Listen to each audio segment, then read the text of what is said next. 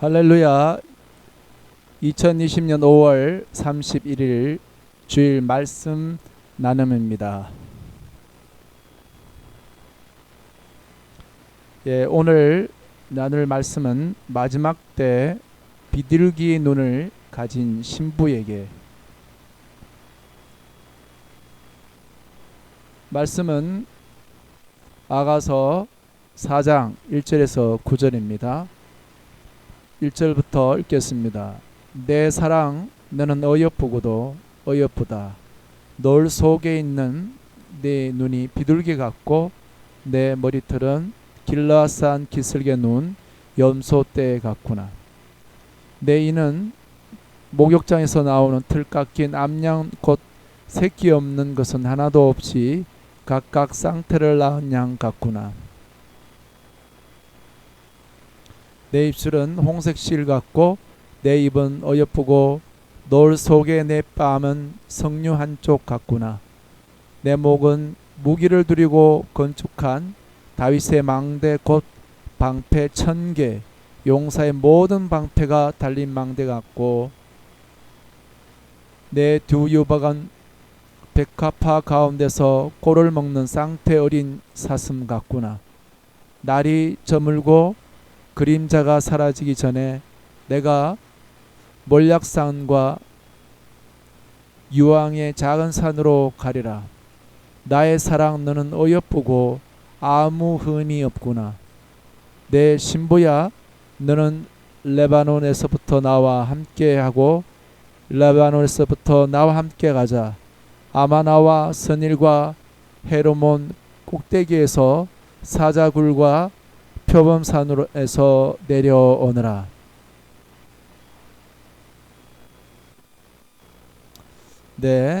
마지막 때, 지난주는 마지막 때 졸고 있는 신부에게 라는 말씀을 전했습니다. 마태복음 25장에 근거해서 마지막 때 신부의 영상에 대해서 말씀을 계속 나누고 있고, 또 세부적인 말씀들은 성경에 필요한 말씀들을 가지고 또 말씀을 전하고 있습니다. 지난주에는 마지막 때 졸고 있는 신부에게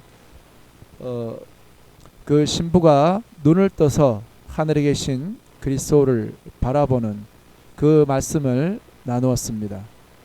오늘은 이제 마지막 때 비둘기 눈을 가진 신부에게, 본문은 아가서 4장 1절에서 6절, 아가서 4장 1절에서 9절입니다.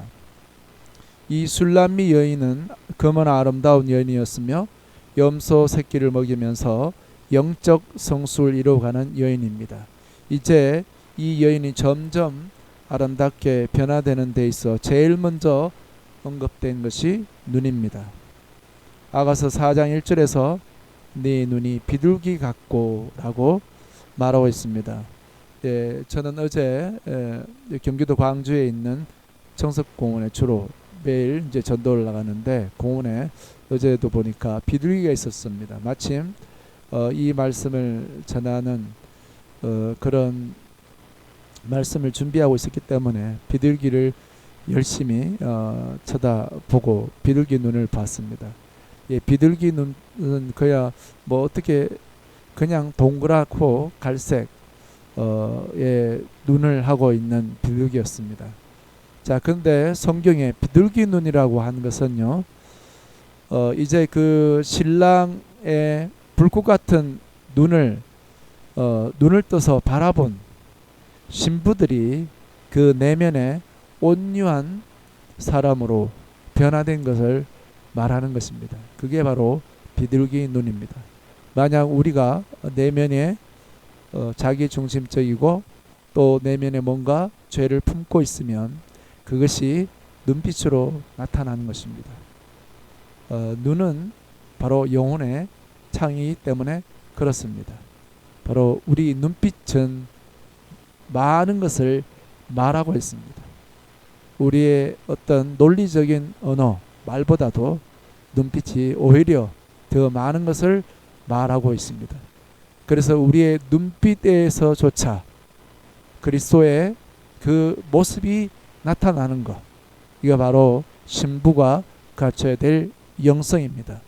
그래서 그 신부는 그리스도를 바라봄으로써 그리스도께서 불꽃 같은 눈동자로 그 신부의 바로 내면 생활, 또 그 내면에서 있는 죄와 세상에 끊임없이 우리를 참으로 파괴하려고 들어오는 그 죄의 도름으로부터 자기 자신을 지키는 그 신부의 거룩한 그 영성에서 바로 그 눈이 그 온유함으로 변화되는 겁니다.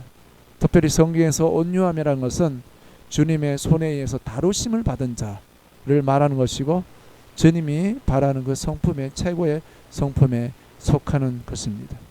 그래서 그 내면 속에서 자기 중심적이고 바로 그 악한 그런 마음들이 불꽃 같은 눈동자로 보시는 주님의 눈에 의해서 매일 내가 어떤 부분을 바꿔야 되고, 이런 부분이 또 부부관계나 자녀와 일상의 삶에서 하나님의 보시는 그 눈에 합당치 않는 그런 모습들을 돌이키는 데서 우리가 이 온유한 자로 바로 바뀌는 것이고, 주님의 다루심 안에 있는 사람이 되는 것입니다.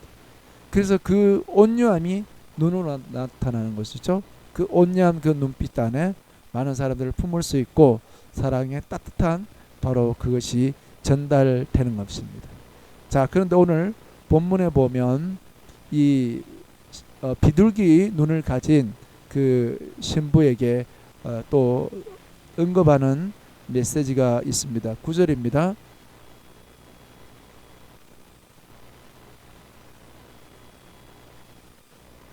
9절에 보면 내 누이 내 신부야 네가 내 마음을 빼앗는구나. 네 눈으로 한번 보는 것과 내 목에 구슬 한 깨미로 내 마음을 빼앗는구나. 이런 말씀입니다.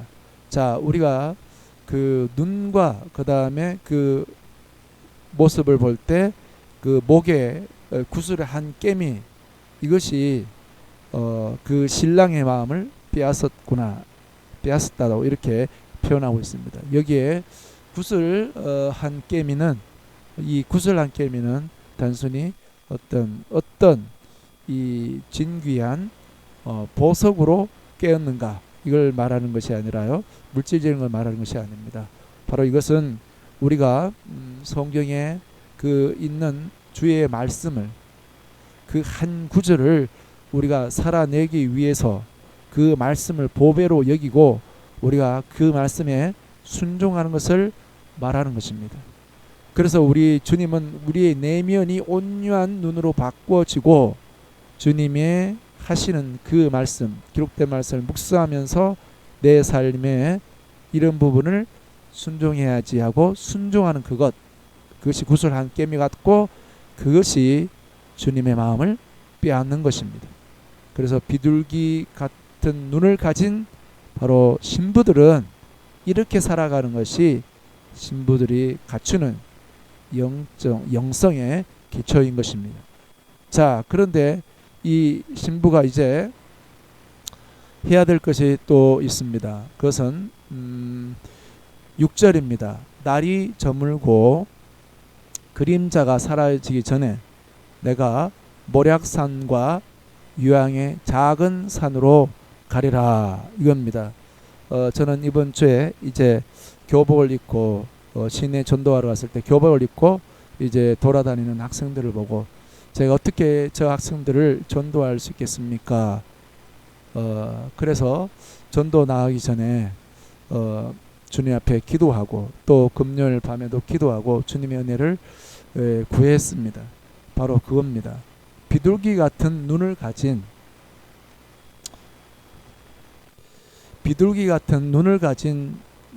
그 신부들이 이 세상을 살아가면서 당하는 것은 죄와 악에 또 마귀가 있고 악한 자가 들끓고 있는 이 세상에 비둘기 같은 눈을 가진 그 신부가 살아가기에는 굉장히 열악한 조건입니다. 그래서 그 신부가 상처를 받습니다. 그 상처의 치유를 받아야 그 신부가 이 세상에서 승리할 수가 있습니다. 그 신부가 해야 될 그 일은 바로 비둘기 같은 눈을 가진 신부에게 아가서 말씀을 통하여 주님이 말씀하십니다. 날이 저물고 그림자가 사라지기 전에. 내가 여기 보면 이제 날이 저물고 그림자가 사라지기 시작하면 이제 밤의 세상이 되고 밤에 출몰하는 사나운 짐승들이 등장하게 되는 것입니다. 그래서 이 비둘기 눈을 가진 신부는 이 죄와 악이 들고 있는 이 세상에서 상처를 쉽게 받기 때문에 바로 몰약과 유황을 구해야 됩니다. 몰약과 유황의 상비약을 가져야 됩니다. 그래서 여기서 몰약과 유황은 우리나라는 이런 문화가 아니라서 이 몰약과 유황의 용도를 잘 모르지 않습니까? 근데 몰약은 이집트 피라미드에 바로 사용해서 방부제 역할을 했고, 또 유황은 혈 종양이라든지 혈관의 그 작용을 좋게 하는 것으로 알려진 약재들입니다. 자, 그래서 이 몰약과 유황은 우리에게 주님과의 관계를 가지는 바로 주님의 능력과 그 거룩한 주님으로부터 오는 기름 부음을 사모하는 바로 그런 개인적인 주님과의 친밀한 시간에 바로 그 시간입니다. 바로 우리가 그 영광의 강력한 주님의 기름 부음과 보혈의 그 은혜 안에 있을 때만이 그 몰약과 유황이 충만할 때 우리의 상처를 치유받고 비둘기 같은 눈으로 이 세상에 살아갈 수가 있는 것이지, 우리는 이 세상에 비둘기같이 연약한 어린 양으로서 바로 밤이 되어 날짐승들이 나타나면 두려움과 또 그들의 먹잇감이 될 수 있습니다. 우리에게는 그와 같은 것으로부터 우리가 보호받을 수 있는 것은 강력한 주님의 성령의 기름 부음과 보혈의 능력입니다. 몰약과 유황의 산으로 나아가는 것입니다. 주님과 개인적으로 친밀한 교제 시간 가운데 주님을 만나는 것입니다. 이것이 비둘기 눈을 가진 신부에게 아가서를 통하여 주님이 하시는 말씀입니다. 오늘 마지막 때 비둘기 같은 눈을 가진 신부에게 하는 주님의 말씀을 듣고 우리가 이 세상에 거룩하고 또 주님의 비둘기같이 순결하게 살고 싶으나 죄와 악이 늘어져 있고 또 악한 자가 날뛰는 세상 가운데서 바로 몰약과 유황의 산, 주님의 기름 부음과 보혈의 은혜가 강력하게 기름 붓는 주님과의 친밀한 교제, 그 개인의 기도의 방, 바로 그 산을 가지는 믿음의 사람들이 되기를 축복합니다.